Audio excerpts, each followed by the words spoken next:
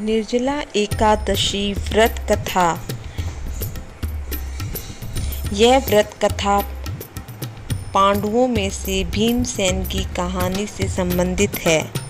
भीमसेन, जो कि एक बहुत बड़े भोजन प्रेमी थे, एक बार ऋषि व्यास से एकादशी व्रत के बारे में जानकारी प्राप्त करते हैं।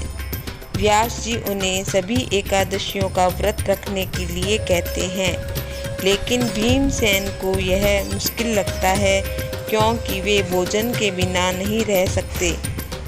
व्यास जी उन्हें एक ऐसा उपाय बताते हैं जिससे वह केवल एक एकादशी का व्रत करके सभी एकादशियों के समान पुण्य प्राप्त कर सकते हैं।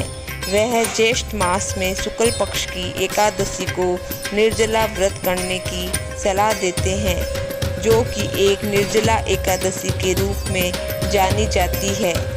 भीमसेन इस व्रत को करते हैं और अपने जीवन में सफलता प्राप्त करते हैं। इस कथा में यह भी बताया गया है कि निर्जला एकादशी व्रत करने से मनुष्य को विष्णु लोक की प्राप्ति होती है और सभी पापों से मुक्ति मिलती है। दोस्तों, इस व्रत को कैसे करें? इस दिन व्रत करने वाले को भगवान विष्णु की पूजा करनी चाहिए और व्रत का पालन संयम से नियम से करना चाहिए। सुबह जल्दी उठकर स्नान करें और पवित्र वस्त्र धारण करें। फिर भगवान विष्णु का ध्यान करें और व्रत का संकल्प लें। पूरे दिन बिना जल और अन्न के रहे। अगले दिन पारण के समय ब्राह्मणों को भोजन कराएं और फिर स्वयं भोजन करें।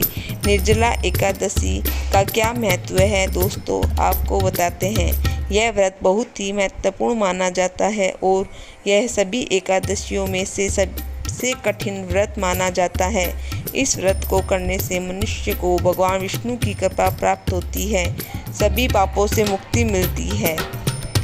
दोस्तों, आप मेरे चैनल को सब्सक्राइब करना, लाइक करना, शेयर करना। धन्यवाद।